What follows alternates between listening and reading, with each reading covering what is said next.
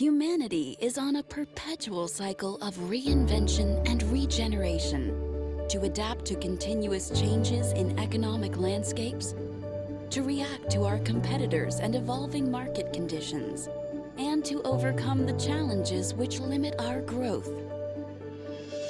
But what if we flipped the narrative? What if we placed humanity above it all? What if our time is spent on new thinking to envision innovative solutions and pioneering ideas? Imagine a world that adapts to us and is built for us to engage seamlessly across global borders and the borders of the physical, virtual, and augmented worlds. Imagine a world where we will have unrestrained creativity, and which, powered by technology, will enable us to create unlimited solutions. We are at the cusp of a new age, where humanity is at the center and technology an enabler to empower our imagination, ideas, and dreams into a reality. Avasant is at the forefront of this innovation, empowering organizations to exceed their greatest potential. Our management consulting solutions, transformation advisory, research, and data enables our clients to hyper-accelerate their sourcing, digital, IT, and business transformation and growth priorities to realize unprecedented value. Now is the time to unleash your imagination. Embrace the opportunities of this new age. Unlock the possibilities to create disruptive solutions for a smarter and brighter future. Empower your limitless potential. Avasant. Empowering beyond. Hi, everyone. Welcome to Avasant's Digital Forum in partnership with Unisys. Today, we explore AI and the new data-driven productivity paradigm. Now, as the hype around Gen AI reaches somewhat of a fever pitch, many enterprises remain in the research phase, carefully dissecting the technology's practical implications.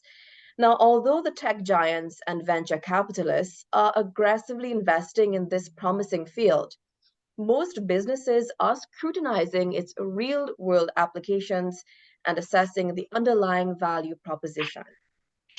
Today, a panel of subject matter experts will share invaluable, actionable insights on generative AI's role in shaping a new data-driven productivity paradigm for enterprises.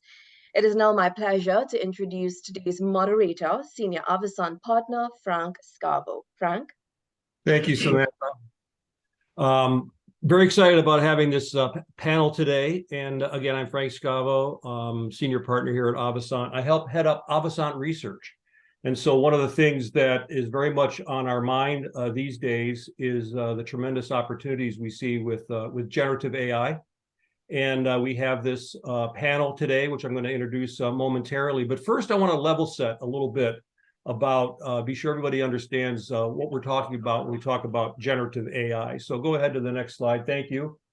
So as you may know, artificial intelligence, or AI, has really started in the 50s. We have decades of experience with artificial intelligence, and it's matured and evolved over the decades. And earlier forms of AI were designed to perform a specific function based on rules. And I'm old enough to remember in the late 70s and early 80s, we came into what's called expert systems or decision support systems, where the system is programmed with rules to help make a recommendation or advice on an action. An early example of that was product configurators. So you go to the Dell website, you would you'd start configuring your own personal computer, and the features and options would be limited by the rules, so the system could come up and recommend a configuration. Today we have CPQ systems, configure, price, quote, which are really the successors of those early decision support systems. And we see AI systems in our daily life many times don't even know that it's artificial intelligence. So when you go to Netflix and you see recommendations based on what you've watched in the past or what you've liked in the past, the system will come up and make new recommendations. And the system learns from experience. So these are self-learning, self-taught systems, decision support systems, machine learning systems. These are all artificial intelligence. And they really focus on a pattern recognition. So you have in radiology, you have systems that can look at a radiology image and look for signs of a tumor or cancer or some other malady. So then what is generative AI? Well, this popped on the scene. It's only been worked on since about 2017. And these systems are like the next generation. The previous generations are still valid, they're still in use.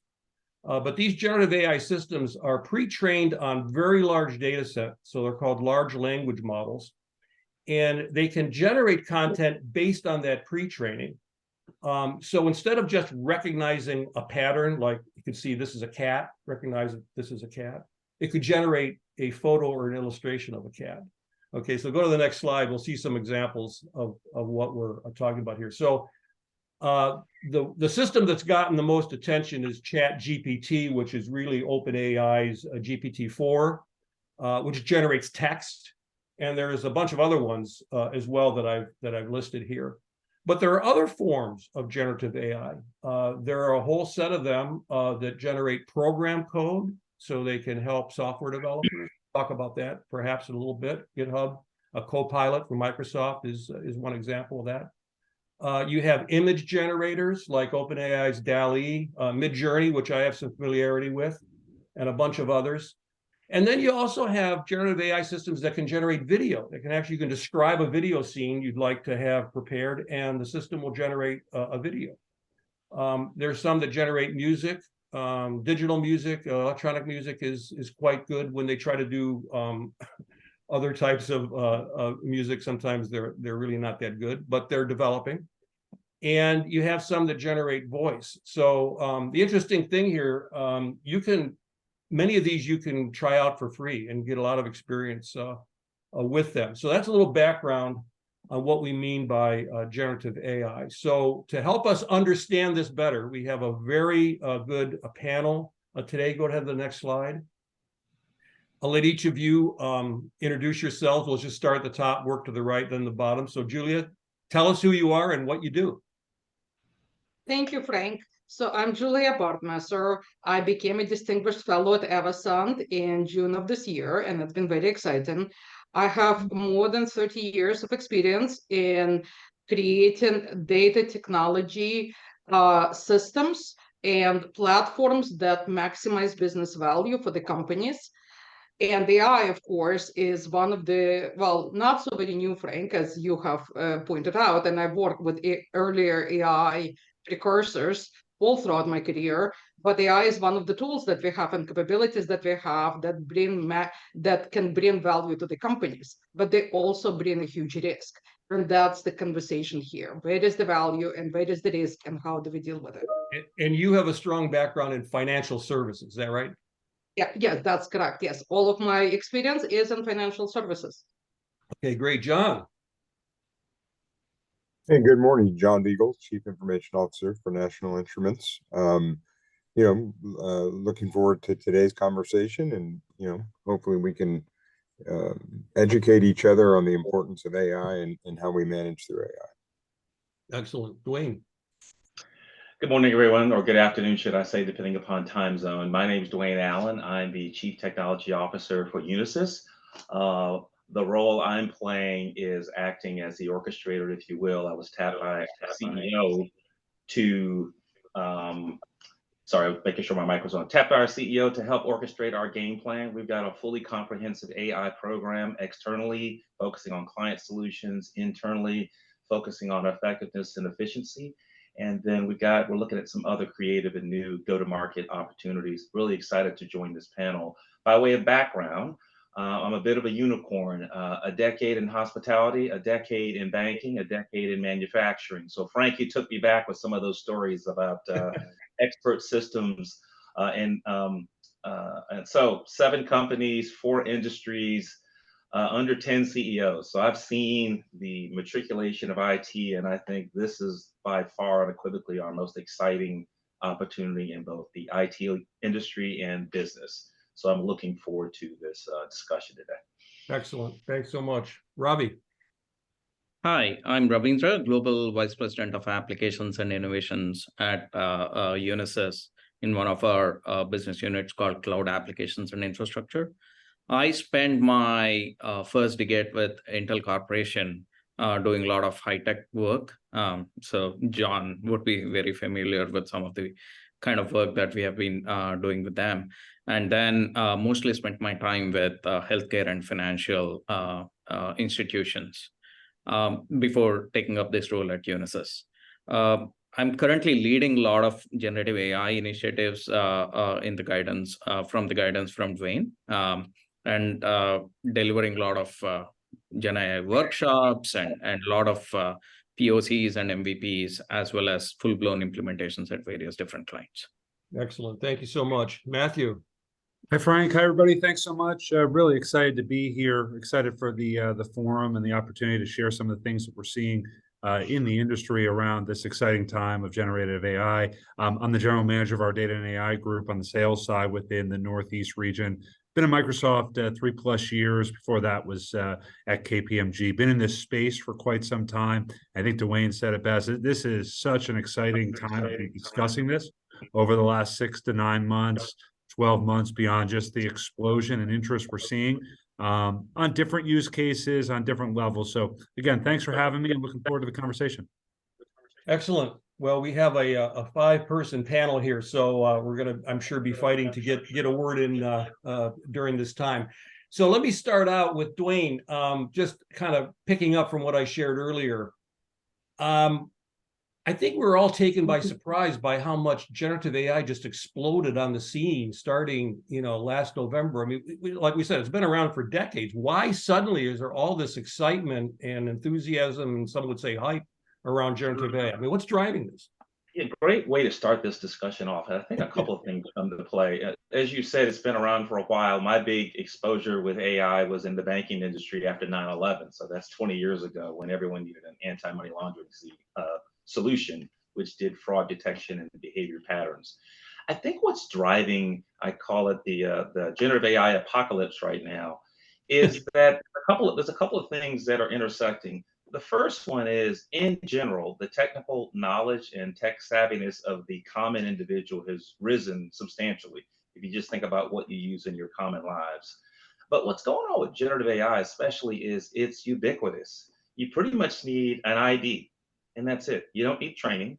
As you move to some of the more technical areas that people like Babu or Ravindra are working with, we can talk about that. But I think what's really taken off is it's widely available, doesn't take a lot of training, and the way you can interact with it, it's natural language. And over time, it thinks like an individual. It responds with language, with paragraphs if you want samples. And so I think that's what's driving the initial hype, because everyone's thinking, wow, here's a technology that's widely available, accessible, not that hard to learn. I can get started right away. So the barrier of intimidation has gone down, at least initially. Now, down the road, as we get to some of the more complex applications, it'll become a little more interesting to work through it. But anyway, I don't want to have too long an answer, but I think that's what's driving it. It's widely available. It's easy to talk about. It's dominating every news story. And I think that makes our jobs both interesting and challenging at the same time. So anyone else want to jump in on that? You think OpenAI actually predicted or knew that it was going to be that popular? Were they taken by surprise?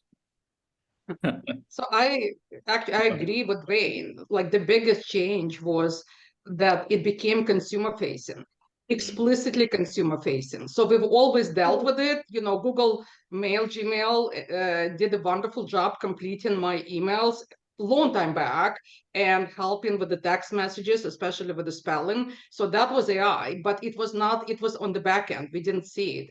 And what GPT did, it did the prompt, anybody can type, and it became consumer application. And now everybody can try it. Now, not only it helps you with the next word, it can type your thank you letters for you, or it can create, and it actually does a better job than I would ever do. So it just became front of the mind, and it's cool, and it looks like magic, and everybody loves magic. We all want magic in our lives. It does. It really does. So let's move on to what some of the benefits are. In our title here, we have the word productivity kind of stands out here, data-driven productivity. So the emphasis here is on more efficiency, more productivity. So anybody feel free to jump in here. Where do you see productivity benefits primarily with generative AI? And if you can give an example, that'd be great. I'm gonna jump in because there is on productivity front, so there are two places that I see where majority of the gains are. The first one is development lifecycle. So the first one is code generation. So on your slide, Frank, you had some examples of of AI, generative AI tools that generate code. That's one. The second one, I think that's not yet fully appreciated, but I see huge amounts of productivity is on documentation of existing code. So all of us know of the systems where we don't really know what is going inside of them. You know, all COBOL systems that run majority of our banking transactions. Even Java OC systems, there is a lot of business rules embedded in them. And there is a lot of risk associated with trying to change them because you don't know what's inside. You don't have documentation. People who've done it left, hopefully retired by now, and enjoying the retirement. So ability of generative AI to understand code and create documentation not only gets you the productivity, it also reduces the risk of change. So that's a huge one to me. And then there is a whole productivity enhancement around data preparation. A lot of tasks that we have to do as data management professionals are very manually intensive still. And AI and machine learning enabled tools allow you to automate a lot of those tasks, to tie diverse data sets together and make them usable to derive insights and so on. So to me, those are three main areas of productivity and efficiency enhancements that comes from AI. Let's go back to this code. The first example you used was code generation. John, you and I talked about this yesterday. Your organization creates a lot of software, doesn't it? Yeah, it does. And we actually use it a couple of ways, right? We're doing some work with inside of GitHub Copilot to kind of understand our code taxonomy and allow it to be a little bit more of a predictor in terms of what the next set of code can be as we develop customer-facing software. And then internally, using it as a jumping off point to really to really analyze legacy code that we don't necessarily understand what it does, kind of write a descriptor and then hand that off to a resource to confirm that it's accurate. And one of the things that we're very, very cautious of is using the technology as a destination as opposed to a launching point. Like we still feel that it needs to drop into a resource, but if that resource doesn't have to spend the first 85% of its day doing a very mundane task and can do the part at the end, which is validation, that's where we see the biggest leap of productivity without putting the business at risk. And how do the developers like that? They absolutely love it. They feel like they're out of the mundane activities and they're doing the more differentiation. And frankly, it doesn't make the same mistakes. So they don't have the typos. They don't have the taxonomy of the code doesn't look different depending on who write it. It really cleans that part of it out. I see. Anyone else jump in? Where do we see the productivity benefits? If I could just add real quick on the productivity, I think totally agree with Julia and Dwayne. I think Dwayne brought up something really interesting around ubiquitous, right? I think you're going to see more and more generative AI tightly embedded within so many different solutions. It's truly going to be build versus buy. And I think the buy is going to be very easy to use. So I think a great example of productivity is something we're doing with what we call co-pilots within Microsoft, especially within modern work. You just look at simple tasks that folks are doing every day from an enterprise standpoint, whether it's building PowerPoints, putting together Word documents, there's going to be an assistant with them helping really accelerate a lot of those activities. We hear all in all about responding to things like RFPs, just those type of tasks that take multiple cycles to do, I think are going to be reduced. And I think the interesting thing, I think Dwayne hit on this as well, is before there was a long cycle to build these use cases out. A lot of times now it's going to be 60 to 70% already pre-built with the opportunity to customize. And I think you're going to continue to see that just across the ecosystem. I know what we're doing at Microsoft from a Copilot standpoint. I think you look at the marketplace as a whole, it's really moving in that direction where folks will have the opportunity to build with, really customized use cases and then buy where they're 60, 70% of the way to get to those productivity gains. And that term, I'm sorry, just real quick, Ravi, because I do want you to jump in, but that term Copilot, everybody associates with GitHub, but you're actually building those Copilots out like throughout the Microsoft Dynamics and CRM product lines, right? Those are part of the packaged software. That's correct. So essentially, you'll have the ability within the Microsoft Cloud to build within Azure OpenAI and the cognitive services across the AI platform, or buy with these tightly embedded copilots across the stack, across the suite of solutions that will include our new data platform Fabric, Power BI, security, GitHub, et cetera, where basically an assistant or Azure OpenAI will be tightly integrated. But yeah, so you'll hear copilots and continue to see more and more announcements on those solutions. Good. Ravi, go ahead. I cut you off. No worries. So like every C-suite executive is not only looking at the technology aspects of developer productivity, but also they are looking at a lot of supporting functions, right? Let it be your internal marketing communications, to your external marketing communications, to your sales, to your something like of HR and legal, right? So the Copilot was a very carefully thought, easy button and easily communicated message back to all of these audience, so that it's not like a technical jargon that was put in there, but it becomes like it's your Copilot to perform your function in a much better way, in a faster way, and reducing your overall cognitive load and making you more productive. I think it was a masterstroke from Microsoft. Yeah, that's right. The one quick prominent example, I know we want to move on, is I would just say, look at recruiting. I think COVID exacerbated the whole concept of the online application, and think about the voluminous volume that has shown up now. And so in the old days, you'd want to review each of those resumes with a certain amount of care and attention. Now, if you got a solution that can replicate that with 500 resumes to get to a short list, that's game changing. Interesting. If I can jump on that for a second, because I absolutely agree. And when I was hiring, it would be great to have somebody reviewing.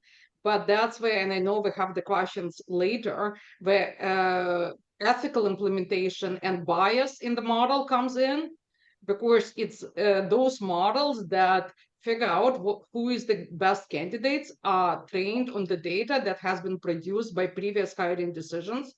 And I don't think there is a company in the world that can confidently say that their hiring decisions have always been unbiased. So that's where I think a lot of dangers and risks are as well. There is enormous amount of use and efficiency that this type of AI implementation brings in, but you have to be really cognizant of how you deal with the bias in the data that you supply.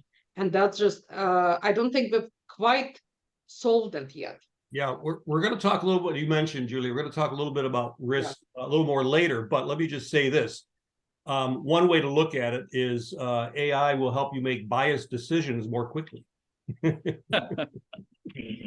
right, well, let's go on here. I still want to talk about the benefits first before we get into the some of the risks and issues.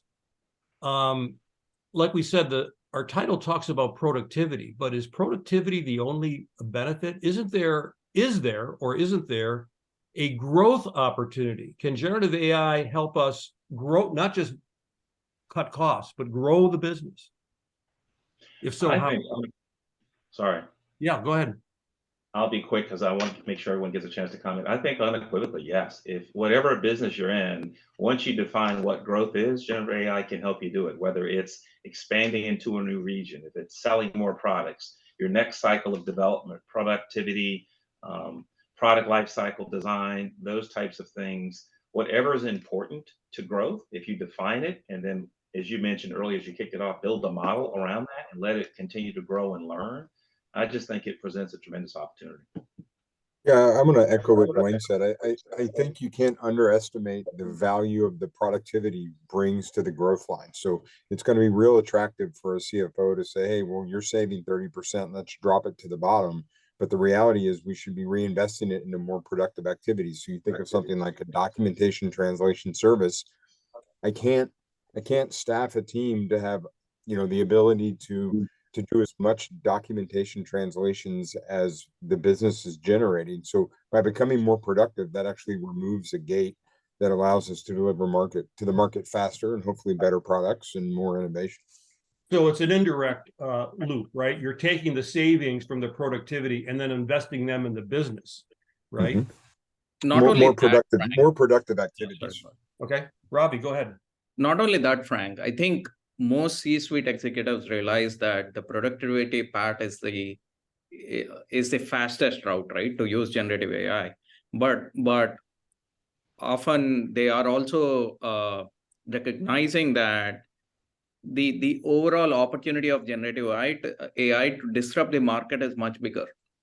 Let it be life sciences, for example. When you do drug discovery, clinical trials, how do you accelerate that and come up with new cures? Or how do I now ensure that within healthcare, when a report is given, how do I analyze it faster and give back the reports? Or how do I enable all my doctors to generate their notes from the conversation that is happening so that their eventual burnout is reduced? So there are multiple use cases across various industry verticals that are happening. Even, for example, in high tech, how do we now use generative AI to validate chip design? That is a big thing that is coming across at this point. So one is the productivity parts where you get money savings, but also how do you disrupt the market with faster product engineering benefits that generative AI presents? So it's a time to market benefit, right? Like you mentioned, drug discovery. So how does drug discovery, how is it accelerated through generative AI? That was, when I first heard that, I was a little bit confused by that. How does that work? So when you look at all the clinical trials that happen along the drug discovery, there are multiple facets involved. But one of the simplest thing is you have to actually prepare loads and loads of reports, as well as documentation also that is involved for regulatory reasons that drugs have to that drug discovery process has to put in. One of the simplest thing is all of those now can be generated, and regulators can start asking questions very easily from a data set that has been generated from all the clinical trials across the population. That itself gives a lot of uplift to drug discovery in general. I see. The other thing I would add is my last stint at Microsoft, I was in healthcare.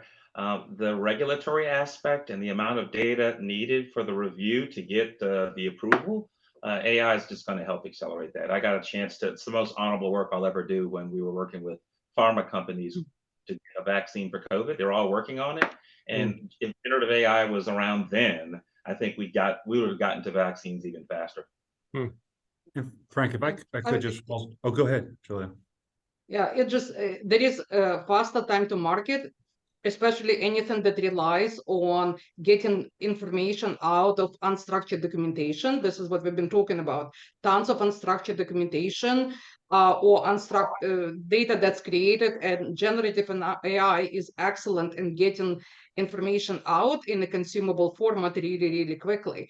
But the other one, AI, we should think of AI as another tool, incredibly powerful tool in our toolbox. And when we come up with a business strategy, whatever the business strategy is, however we want to grow, if our business strategy is that we want to open up a new customer segment, AI, and of course data that needs to come in, is one of the tools that we have to open up a new customer segment. Or we want to come up with a new product. And again, AI is one of the tools that we have, but it's an incredibly powerful tool. So what my kind of drive is that the value of AI in terms of the growth strategy is like, if you define your business strategy, AI gives you a huge uplift as long as you use it appropriately. And, me being a killjoy as you have data and data discipline to use that AI. Right. We're going to get to data in just a minute, but Matt, do you want to jump in? No, I was just going to say something similar to where Julia was just going. All I was going to mention is AI also is what we're seeing a lot, especially with some of these complex use cases and real business outcome driven use cases. It's a piece of the solution most of the time, not the whole solution, right? So I think, as Julia mentioned, right, really looking at what are you trying to accomplish from an outcome standpoint, and then, you know, how it's solutioned with AI as a piece of it is what we're finding. There's a lot of other services around it that can also partner and tightly couple with AI to help drive to that business outcome. Excellent. You know, I want to go on and talk about the data aspect of this. Our title talks about the data-driven paradigm, right? So what about, you know, organizations can go ahead and use, you know, ChatGPT or other generative AI, just the, you know, the public use of it. But the real value comes when you can train the model with your own data. Do you think most organizations, their data quality is adequate to do that? Or does this present a roadblock to effective use of generative AI? I'll jump in. Let John go. Yeah. So Frank, as you and I kind of talked about yesterday, there's two schools of thoughts, and it's actually I thought this question would come, so I didn't mention it earlier when someone on the panel made a comment that, hey, we're going to make decisions with bias faster. So there's an element of having perfect data, which gives you the best outcomes and the best decisions, but then there's also an element of having everyone make decisions and biases off of the same data set, which may or may not be 100% accurate, but it's the right position for the company. It doesn't confuse the end customer when you think about product documentation or whatnot. It might not be 100% right, but it's definitely aligned. So along the same task of making bias decisions faster, you're making unified decisions from a common data set. I see. The other thing I was going to add is I think generative AI is going to change the conversation around data. This is the one area where the businesses either get frustrated, lose patience, or just get kind of exasperated because they don't want to talk about data. As we now more cleanly delineate and associate data with elements of a process we want to transform, I think that's going to motivate their interest to try to get better clarity around the data, to get better governance around it, because now it's going to be about the outcome. I think historically in our profession, the IT profession, we talk about how data is important, and they kind of feel like we're either making an excuse or they just don't have the patience for it. Now, I think generative AI allows you to more clearly help them understand this is the role data plays in getting to the outcome you want. And this generative, exciting, advanced thinking without good data is not going to get you the outcome you want. I think that's going to change the conversation. At least we're all hoping so. And as Dwayne said, this is what exactly we are looking when we are working with various enterprises today, right? But the conversation often starts, can I achieve this with generative AI? And we kind of showcase a POC, or we work with them on their business outcome. And quickly, when it has to get to an enterprise software or an enterprise grade system, they realize that their data fabric is not ready, right? And then, as Dwayne mentioned, the business outcome is still very close. They have seen it, but I think the underlying data fabric, their governance to cleaning up the data, to transforming the data, I think those things come into the picture, and they kind of establish that program within the enterprises. So it might encourage organizations now to do that data cleanup that they might not have done before, because now they're relying on it as a foundation for generative AI. Is that right? Yep, that's completely right, Frank. Yeah. Julie, I know you had some strong opinions on this subject. What about data quality? And of course, the moment you got to that subject, my computer decided to reboot. So I'm on the phone. That's why you see the background change. My computer, like. That was a generative AI reaction. It was thinking, and it didn't like what you were going to say, so it blocked you. Yeah, it knows what I'm going to say. So, yeah, I think one of the things around generative AI, it builds, so for the companies that did invest in data foundations, they can get out of the gate much faster. Though one of the things that generative AI places actually more requirements on the data environments that like the previous types, machine learning, and just basic business analytics. And the reason is what we've talked about, the huge amounts of data that you need to train the models, and the questions that you have around, can you explain the models? How can you make the results of the models unbiased, and so on? So data quality evolves significantly and becomes slightly different and significantly more important as well, both on the training and on the execution side. So yeah, it's all, I want to go back to using AI. There is a business strategy that you want to pursue, not just, oh, I want to use AI. That's not a business strategy. Right. That we're going to go play with something strategy. But then you have to have data to execute on the strategy that involves AI as a tool.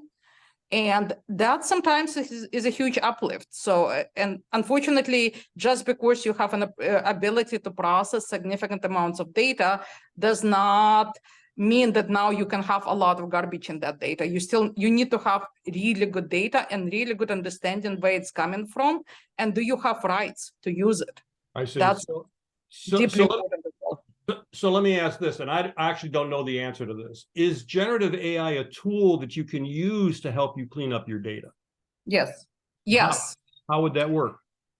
So some of the generative AI creates a lot more data in the organization on the collect state, because it makes all of your documents available as data. So that's kind of one part. But the biggest part, and what's the most difficult one, if when you have data coming from multiple data sets or externally, internally, multiple systems internally, to use it, you need to be able to connect it. So I usually call it common keys problem.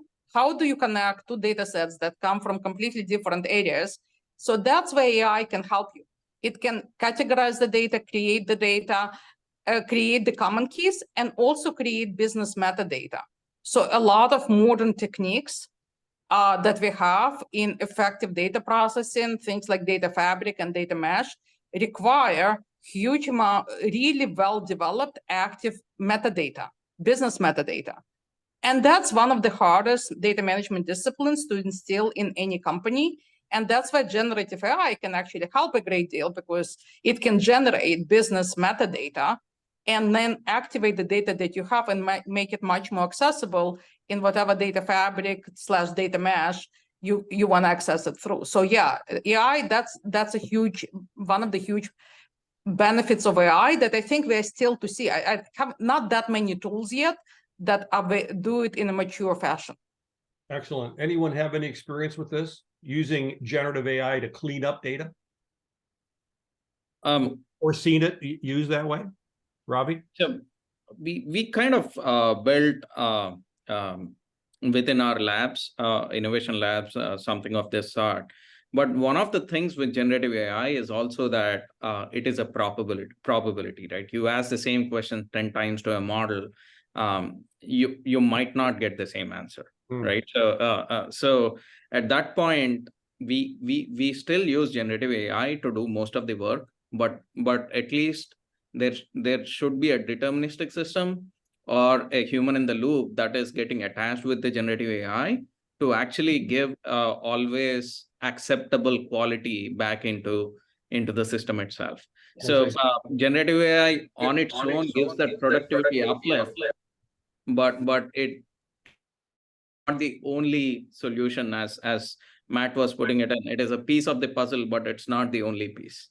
Not the whole piece. Okay. Yeah. Yeah, completely agree. Supervised machine learning, supervised AI is, I think, the way to go there. I completely agree, Ravi. Okay, let's talk about another aspect of internal data. When we're loading internal data where we're going to get a lot of value from the system, some of that data is either confidential because it contains personal information, or it's company confidential. It may be trade secrets and so on. Are organizations concerned about that, putting that into a large language model? Maybe how do you protect it? Yeah, real quick on that. It's a great question. I mean, security. So over the first, I would say, 6 months when we launched Azure OpenAI, we had tons and tons of interest in meetings, and the number one topic was security, and essentially really understanding, two really major things. One, was a company's data going to be used to train the greater model? Right. And two, where does the data go, right? Where actually is it going to be housed? So security, I think security was one of the major things that slowed down a lot of use cases pre-Azure OpenAI, along with ethics and responsible AI. I think a lot of those have been solved. We've done a ton of work around security. We work a lot with professional services companies, and we even have it set where only the consultants that are working on particular projects are able to see, what's in that model, right? And what's in that subscription. So I think the short answer is yes, security was probably number one topic, will continue to be the top of mind and one of the top topics. And I think, from a C-level standpoint, a board standpoint, really making sure that they feel like their data, which is really, in a lot of cases, their oil, right? How do they make sure it is secure and it's not going to be used to the betterment of the greater industry? In some cases, we do have customers that would like to leverage their data to increase, greater good across industries. But in a lot of cases, they want to make sure it's secure. I'll add one other quick thing, too, that we saw. Most of the times, companies were looking at use case by use case versus just letting it out enterprise-wide, right? And a lot of that was due to security and being able to really control what Azure OpenAI, what generative AI is going to be used for, to kind of have that control and security tools around it. Yeah. Anyone else? How do you protect client data at Unisys, right? You handle a lot of client information. How do you protect that? So maybe I'll jump in, and then Dwayne can give an elevated perception of responsible AI itself. So responsible AI has been still the burning topic, as Matt put in, right? Whenever we meet clients, one of the highest priority topic that is out there. So there are a couple of things to there. One is the data foundation itself that Julia just mentioned has to be set up in the right way with data governance and who gets access to what kind of data. The RBAC has to be set in really, really properly. And that is one, that is a thing that most enterprises realize right out of the bat when they want to build out the enterprise grade Gen AI system. The second thing is, how do we build a firewall between the internal stakeholders, or let be developers, to internal marketing people, to sales, to external large language models. For example, in the initial days of large language models, everybody started putting the confidential data into ChatGPT. There were several cases of chip designs being found in ChatGPT, to source code being found. Most of the employee reviews that they have submitted in one of the major social network company was all out there. So I hadn't heard that. I think that kind of triggered a lot of things. So how do we put in that firewall in between and only allow the data that can get to these large language models, as well as the responses back? If the response is abusive, the response is secretive, you still want to secure your enterprise itself, right? So that firewall question is coming up big time. And the third one is, eventually there will be a breach, right? In the sense that eventually some information will get out to the outer world, or there will be some abusive information that comes in. At that point, what is the covers that enterprises are really liable for? I think Microsoft did a great job there when initially with OpenAI or Azure OpenAI, they said anything that gets out, Microsoft is directly liable if we use these services and things like that. So I think there are multiple layers associated with this problem. But yes, enterprises now have ways to get there. It is not fully solved, but this space is evolving really rapidly. Yes. The only thing I would add is it's also going to put a lot of focus on a pretty important fundamental of business that we don't talk about as much. And this really comes to mind when I think about John's business and his introduction and what he talked about. So we all talk about productivity, we talk about sales, we talk about expanding markets. We don't talk much about trust. Okay? And this goes right at the heart of that. A lot of companies who work with us trust us. and they take it for granted. And trust is never talked about until something like this comes about. So it's interesting. Our CEO has always been big on the ethical use of AI well before generative AI became a phenomenon that it is now. And I'm seeing this merge into government now. I don't know if we're going to talk about it, but it's timely that we're doing this because yesterday the White House issued an executive order on trustworthy AI. So we don't talk about it as much. It's a given. And when you're in businesses like John's and some of our others who've been working with customers for years, it's just kind of a given until something happens. And then it becomes a long conversation to get that back. So I think it's, as Ravindra mentioned and other people, you got to put boundaries in. And this also gets at that creative tension because we're all in areas where we want to move quickly. First mover advantage. So this is that tension of speed and caution, and how do they work together? So that brings up, go ahead, Julia, please. Yeah, I just wanted, like, I agree with Wayne, and I think in addition to being like making sure ethical and unbiased AI is one of the foundations of how AI is being used, I think there is a more technical, like the tooling aspect of it. You need to see what data goes into the models. You need to know that you can, in fact, you do have rights to use that data, that you can understand to the extent you can get the models explainable, which is very, very hard with AI large language models. But again, there is a tooling aspect that we will still see a lot of development from technology aspects. And I think the first company that solves observability, explainability of large language models would, it would be the same type of revolution as ChatGPT has been for the companies, because that's going to be a huge one. There are a lot of requirements that you have to be able to explain the decisions the model come up with. So you need to see what data goes in and went into training, but also inside the black box, you need to be able to see it. And we have some tooling around data coming in, but we don't have a lot of tooling that allows you to see how did the model come up with it yet. Yes. Just to add to that, I also think that there's a generational aspect of who we're trying to convince from a trust perspective. And I say that because I think of some use cases that I've used in the past around supply demand optimization and demand forecasting. In the old days, you could explain what that forecast was. It was a model, they used the model.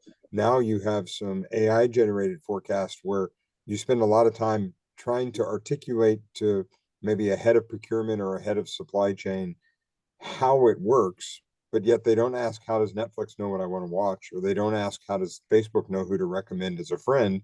But by God, if they don't understand down to the infinite detail of how a certain demand forecast is 999 versus 1001, the whole thing is junk. But if you went to a younger generation that kind of grew up with this, I do believe that they're more trusting because they've seen the tech used in other spots, and they get a better understanding of it. I see. But I mean, couple of examples just to add into John, right? How it is really important is, let's say, I think Julia will relate to this a lot. If a financial regulator comes out and then bans somebody from trading, affects their life, says you're fraudulent, tomorrow it's in the judicial system. A model can't stand before a judge and answer. So a human should be standing. The laws are still not there. Let it be the same thing with healthcare.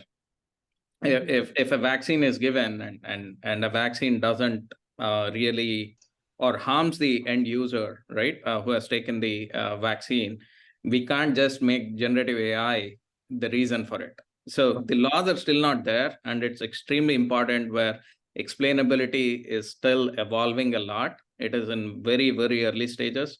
And that is one of the reasons most enterprises are still very apprehensive to use it in full speed and an enterprise grade for critical life-altering decisions. Yeah. Let me jump in here. We got a few questions here in the chat. Now, one of them is relevant to what we just talked about. It said yesterday, President of the United States put out an executive order included safe and responsible AI. So a lot of us may not have read that executive order yet or understood what it said. I mean, what did it say, and how is it affecting how we're implementing these systems? Did any of you follow what the executive order was? I I've seen the executive order has been passed, but I've not fully read about it. But I think there are two schools of thoughts, right? That is coming. One school of thought is saying, oh, this is all OpenAI and big tech trying to scare that there will be human extinction with all of the generative AI things that are coming in. So that the rest of the industry, the rest of the smaller players, mid-sized players will not be, or even open source will not be able to innovate. The other school of thought that is coming is where they are really seeing that it will impact jobs, it's going to impact lives, it's going to impact people materially, let it be their health to their finances, to how they lead their daily lives.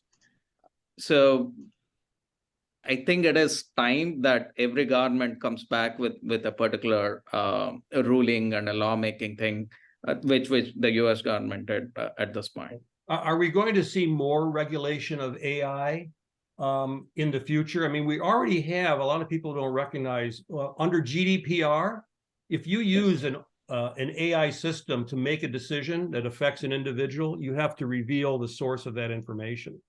And it would seem to me, would generative AI create even more of a problem with this explainability, not being able to explain why you were denied a loan? Mm-hmm. Or why you were, not allowed to do something because, the AI system said, you shouldn't be granted this loan. I mean, what kind of regulation can we expect to see going forward? Oh, go ahead. I think Europe will probably have regulations ahead of us. I'm just looking at the privacy landscape.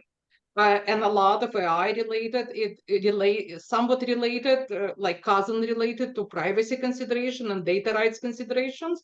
But US does not have a federal privacy regulation. There are a bunch of state regulations around, like California, the famous one, but there are other states that are coming out. And the challenge is that there are different requirements from different states. So companies that are multi-state, national companies, face huge issues with that, trying to comply and figure out, and then worrying about federal regulation, whether or not it will be in sync or will be different. So unfortunately, I believe that that's the same thing is going to happen with AI, that states would come out with AI regulation first, and the federal process will take a lot longer. Executive order, I looked very, very briefly at it, but it's very general.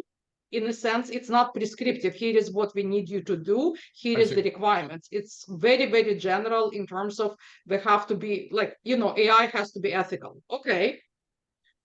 How? What does that mean? What does it mean, ethical AI? Right. So it's more of a statement direction, a policy direction, not an actual regulation yet. Yes. Yeah. So I think it's going to be messy, as regulations, often are in the beginning, especially. And I think it's going to be a challenge for many companies who want to deploy AI. So it's going to be rocky. Okay. And Frank, the only thing I would add to that too, just kind of back to your point on the bias, like you mentioned the credit card example, getting approved, not approved. We, over the last 15 months, most of the use cases that we've seen still have that human in the loop, right? So just from a, kind of regulation within an enterprise, making sure, right, there's all types of things that can happen, within the technology that are built in from a bias standpoint. But also on top of that, I think governance is still a big thing, right? And I think, you're seeing very mature governance conversations happening within enterprises to try to reduce some of this stuff, right? It's some of the stuff that they can control within their own company from a governance standpoint, and making sure that, bias is reduced. So I think that's going to continue, outside of what regulation happens kind of broadly. I think you'll see, just a continued focus. You heard for many years, data governance. Now we're seeing more and more on AI governance, right? Just to kind of reduce a lot of the issues. So let me follow up on that, because that is a question I've had for some time. In large enterprises, how is AI governed? Is it all, one extreme's all through the IT department? Is it through an executive, like a steering committee? Is each business unit does its own thing? I mean, how are enterprises addressing this? Is there a unified governance, or is it distributed, federated, or how would you describe it? Yeah, Go ahead. Yeah, go ahead, John. I was going to say we have a very formal committee. It includes IT, it includes the CISO, it includes legal, it includes procurement, that looks at all of the use cases, and then we kind of have a recommended. Okay, here's how we want to go solve it. Here are the companies, like someone mentioned earlier. Microsoft will indemnify us if it's using open source code, whereas some of the other ones aren't willing to sign up for those protections. So we have a very formal structure. You submit a request. Here's how I want to do it. You answer a bunch of questions, and then we can make a joint recommendation. And does that include funding? Well, funding always goes back to the business unit or the requester, right? So our funding model is one that you kind of bring money, and now you're looking for an answer, and you might have a solution. And it's really the governance of, do we want this task to be generated or to have AI involved? Okay, so it's first what you want to do, can we do it, and then how are we going to pay for it is a separate question. Correct.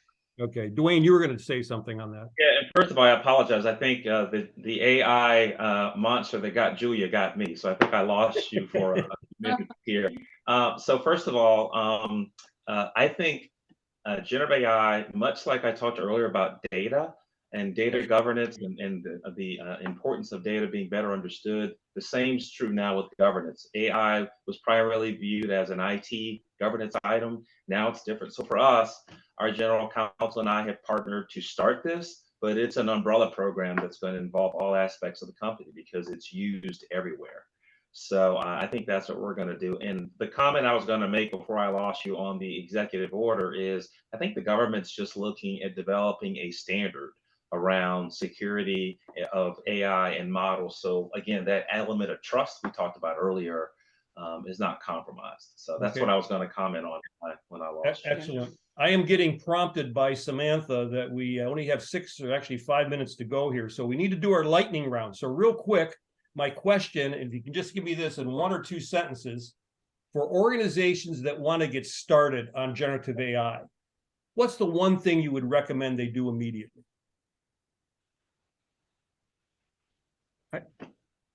I'll go first. I would pick a use case that's got, that's very business impactful, business outcome. I'll give you one that's really resonating, is this whole idea of chat with your data, employee experience. Just something that you can get started with that could impact kind of across the enterprise. Okay, good. Robbie. I agree with Matt. It is the business outcome, and that will drive AI adoption, and it's not just AI adoption for the sake of adoption, right? So pick up the most impactful business outcome, either in productivity or that gives your enterprise an edge in the market. Excellent. John. Yeah, I'm not to copy Matt, but I think it's the same concept where you want to take a use case, but I would also add to it that you want your customer or the person who's going to receive that use case to be very understanding and be very upfront. Like, hey, we're moving this into an automated fashion. It may or may not go as well as it could, but we're going to continue to work through it. So add that use case to a very understanding and willing customer. Excellent. Julia.